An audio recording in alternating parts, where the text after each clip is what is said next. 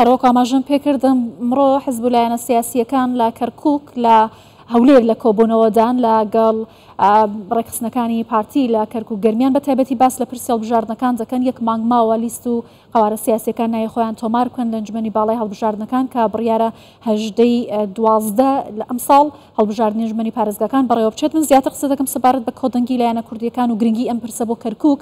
بەڕێز ڕەسوول ڕەئوف ئەندامی ئەنجومەنی سەرکردایەتی پارتی سۆسیالیست دموکراتی کوردستان لە هەولێرەوە لەگەڵمە. بەڕێز ڕەسوولم کاتت باش. ئەمڕۆ کۆبوونەوەیەکی گرنگ لە هەولێر هەیە سەبارەت بە ئەوەی کە حزب لایەنە سیاسی کوردیەکانی کەرکووک چۆن بتوان بەشداری ئەنجومەنی هەڵبژاردنەکانی ئەنجومەنی پارێزگاکان بکەن. بۆچوونی ئێوە چییە؟ چۆن دەکرێت ئەم پرسەیەک لای بکرێتەوە؟ ئەم کاتت باش، ئەم کاتەی بینەرانی خۆشەویست باش.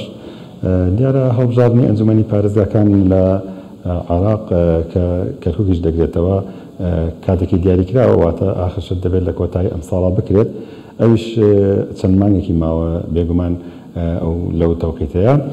دیارە ئەمە ئەومان بیرەخاتەوە کە ئێمە لە هەڵبژاردنەکانی ڕابردوودا فێرلیستی و جیاوازی بینوڕاکان کاریگەری زۆر خراپی هەبوو لەسەر ئەنجامی هەڵبژاردنەکان.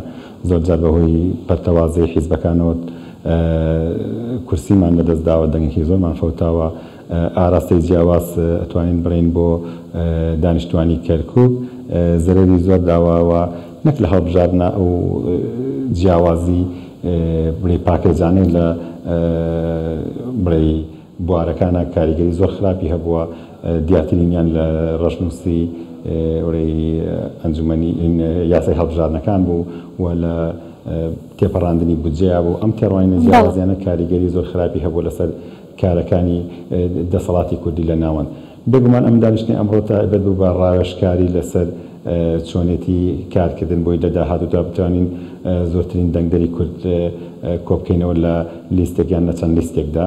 تەنها بڕی ڕاوێژکاری و ئاماژە پێدان ببووی کە چۆن بتوانین کەمترین دەنگی کورد لە کەرکووکا بفەوتێت بۆی کە لە داهاتوودا بتوانین زۆرترین کاریگەری. باشە بەڕێز ڕەسوول، ئێوە پێتان وایە دوایەم کۆبوونەوەیە کورد بڕیار دەدات کە بە چەند لیست بەشداری بکات؟ دەگوترێتە گەر کورد بەو شێوە پەرتەوازە بێت زیاتر لە 5 لیستی دەبێت. ئایا لیستی هاوبەش هەیە لە نێوانتانە؟ تاکو ئێستامە باسم کرد ئەمە کۆبوونەوەیەکی ڕاوێژکاریە، کۆبوونەوەیەکی بڕیاردان نییە، تەنها ڕاوێژکاری کە چی بکرێت لە داهاتوودا، چکەمە یەکەم دانیشتنە لەسەر ئەوەی کە چی بکرێت لە ئەنجومەنی پارێزگا بۆ هەڵبژاردنەکانی ئەنجومەنی پارێزگا. ئەو لایەنانی کە لێرە بەشدارن بیرۆڕای خۆی ئاڵوگۆڕ کرد لەگەڵ ئەنجومەنی سەرکردایەتی کەرکووک گەرمیانی پارتی دیموکراتی کوردستان. هەمومان بڕی بە شێوەیەکی گشتی لەگەڵ ئەو ڕائین کە ئەگەر بکرێت یەک لیستی کەمترین دەنگی کورد دەفەوتێنێت لەو شارەدا، ئەگەر یەک لیستیش نەبێت هەوڵ بدرێت لە 2 لیست زیاتر تێنەپەڕێ بۆی کە کۆدەنگی لایەنەکان کۆدەنگی ئەو حیزبانی کە دەنگی ناگاتە کورسی لە چوارچێوەی ئەو بڕی لیستانەدا وابێت کە سوودی لێ ببینین. چونکە ئەمجارە هەڵبژاردننی پارێزگاکان بە یاسایەکی زیاکە یاسای سانتیاگۆیە 1.7 کە ئەمە دەنگی ئەتوانین بڕین ئەو حیزبانی کە دەنگیان کەمە ڕەنگە بفەوتەیە و لە چاو هەڵبژاردننی پێشوشە کە کەرکووکی یەک بازنەیە دەتوانین سوود لەوە وەربگرین کە ئەو دەنگانەی کە لە هەموو قەزامنەحەکانە هەیە لەگەڵ پارێزگای کەرکووکە کۆ بکرێتەوە بۆی بتوانین کە لەو 15 کورسیە لانی کەم ئەمجارە 50 زائید یەک بێت بۆی کە کاریگەری هەبێت لەسەر ئەنجومەنی خۆجەی کەرکووک لە دوای هەڵبژاردنەکان. لە ساڵی 2023 بەدواوەتە 20 ساڵە تا ئێستا کەرکووک بەشداری لە هەڵبژاردنەکانی ئەنجومەنی پارێزگاکان نەکردووە. یەکەم جارە هەروەها و ئامار و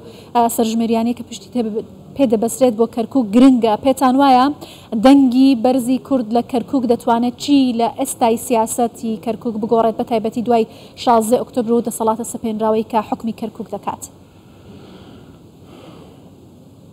بەداخەوە جگە لە دوای 2023 کە لیستی برایەتی کەرکووک بوو ئەو کاتە توانێتی لە کۆی 32 کورسی 26 کورسی پێک بێنێ و ئەنجومەنی خۆجەی دروستکات و پارێزگار و ئەنجومەنی پارێزگا بۆ خۆی بەرێ. بەداخەوە لە دوای ئەوە کورد نەیتوانیوە یەک لیست بێت لەو شارە و ئەو دۆخی ئێستاشی کوردی تایەت ئەتوانین بڕین کورد بەداخەوە لە دۆخێکی لاوازایە لە بەغدا. بۆیە ئەگەر بێت و کورد هەوڵ نەدات خۆی نێوماڵی خۆی کۆنەکاتەوە ناتوانێت ئەو لەو هەڵبژاردنەیە ڕکابەری تەواو بێت. چونکە ئێمە دژمنەکانمان هەمووکان لە کەرکووکە عەرەبیش و تورکمانیش بە شێوەیەکی جیاواز هەوڵ لەسەر کۆکردنەوەی لیستەکانیان نەکەن بۆی کەمترین دەنگیان بفەوتێ.